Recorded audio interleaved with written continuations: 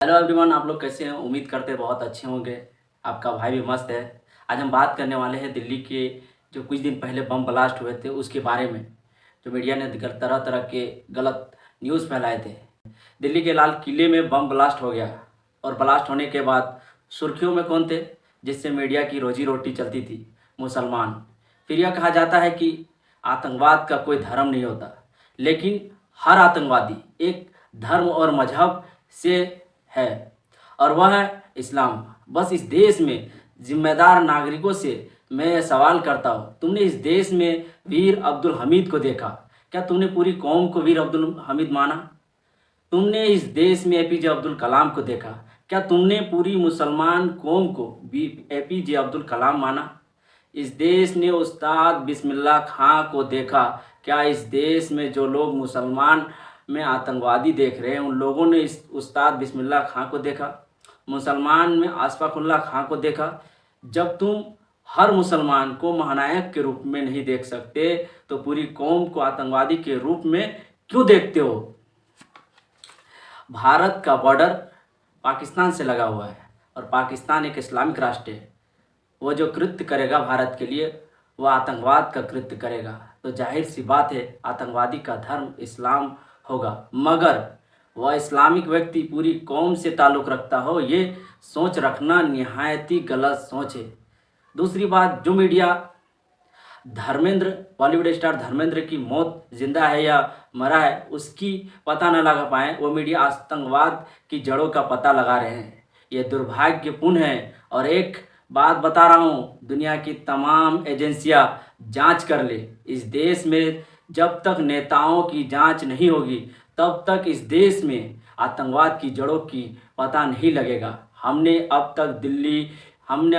तक कितनी दुर्घटना देखी जिसमें यूपीए के गवर्नमेंट में होती थी, कांग्रेस के सरकार में होती थी, बम ब्लास्ट होते थे, रेल दुर्घटनाएं होती थी, लेकिन हर घटना के बाद एक चीज़ सामने आता था, वो है नेता का इस्तीफ़ा। 26/11 घटना के बाद मुंबई में अजमल अमीर कश्यप जैसा आतंकवादी पकड़ा गया। वहाँ के रक्षा मंत्री शिवराज पाटिल ने अपना इस्तीफ़ा दिया। क्या क्या कर दिया?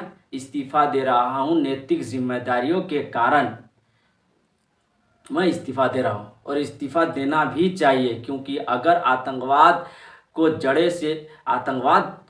जड़ से उस व्यक्ति से जुड़ी होगी, मतलब आतंकवाद अगर उस व्यक्ति से जुड़ी होगी तब तक जांच निष्पक्ष नहीं हो सकता, क्योंकि जांच के बाद वह जांचों को प्रभावित करेगा। और मेरा मानना है, ये मेरी निजी विचार है, हो सकता है बहुत से सारे लोगों को मेरे विचार से सहमत हो और असहमत भी हो, लेकिन मुझे ये लगता है कि देश में पुलवामा का हमला, पहलगाम का हमला और अब लाल किले का हमला किसी एक राजनीतिक पार्टी के लिए हुआ है। और मुझे ये लगता है देश के प्रधानमंत्री और गृह मंत्री की जांच होनी चाहिए, और जांच तब तक निष्पक्ष नहीं हो सकता जब तक इनका इस्तीफ़ा नहीं होगा। नैतिकता को दिमाग में रखते हुए इन लोगों को इस्तीफ़ा दे देना चाहिए और निष्पक्ष जांच होनी चाहिए, क्योंकि ये पद पर बने रहेंगे तो कभी भी निष्पक्ष जांच नहीं होगा। सवाल हमेशा दूसरे लोगों पर उठेंगे, लेकिन एक बात बताइए, सुरक्षा और रक्षा की जिम्मेदारी किसकी है? देश में सरकार किसकी है? प्रदेश में सरकार किसकी है? किसकी तमाम सुरक्षा एजेंसियां हैं? किसकी अधीन बॉर्डर है? किसकी अधीन बीजेपी है? जब हर जगह बीजेपी सरकार कायम है तो फेलियर भी सरकार की हुआ है ना। तो उस देश में इस्तीफ़ा देने की जिम्मेदारी भी तो सरकार का है। सरकार सब कुछ नहीं कर सकती, लेकिन मोदी जी इस्तीफ़ा ज़रूर दे सकते हैं। इस्तीफ़ा देना इतना भी मुश्किल काम नहीं है। मोदी जी, बस नज़रों में शर्म होनी चाहिए, बस देश के प्रति जिम्मेदाराना व्यवहार होना चाहिए, लेकिन ना तो आपके अंदर देश के प्रति शर्म है और ना ही जिम्मेदारियां हैं। अगर नज़र में शर्म होती और जिम्मेदारियां होती तो आप उस दिन भूटान में नहीं होते। लेकिन इस देश की नागरिकों को समझना चाहिए कि जांच की ज़रूरत किस नेता को है, किस पार्टी को है। और दिल्ली के तमाम पदयात्रा निकल रहे हैं धर्म के नाम पर, यह आतंकवाद के कृत्य से कम नहीं है। उस पदयात्रा में शामिल होने वाले लोग नारा लगा रहे हैं, तन मन से खड़े हैं, असला बारूद और गन से खड़े हैं। यह हमारा संविधान धर्मनिरपेक्ष है। आतंकवाद का कोई धर्म नहीं होता।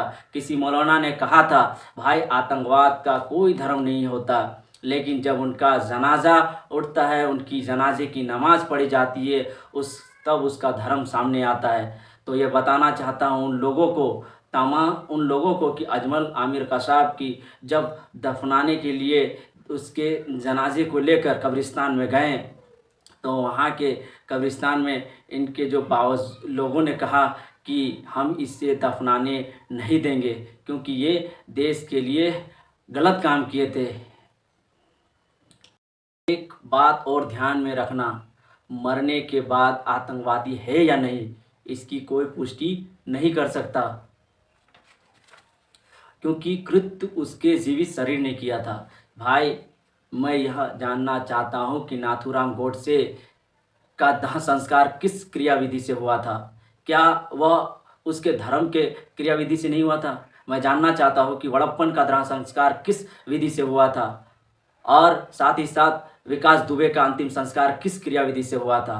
तो जब इतने सारे कृत्य करने वालों का अंतिम संस्कार उस हिसाब से होता है जिस धर्म से वो पैदा होते हैं, उस हिसाब से उसका वरण किया जाता है। और आतंकवादी जो दफीना हो रहा है, जनाजे की नमाज हो रही है, तो उस वक्त धर्म से जोड़ना ये सही बात नहीं है। आतंकवादी पर लगाम लगनी चाहिए, और लगाना इसकी जिम्मेदारी है, सरकार की जिम्मेदारी है। तो आप लोगों को समझना है कि आखिर जो आतंकवादी है वो रियल में देश के लिए खतरा है। अपने भाई को दीजिए इजाज़त, ज़्यादा से ज़्यादा सब्सक्राइब करने का कोशिश कीजिए। बाय।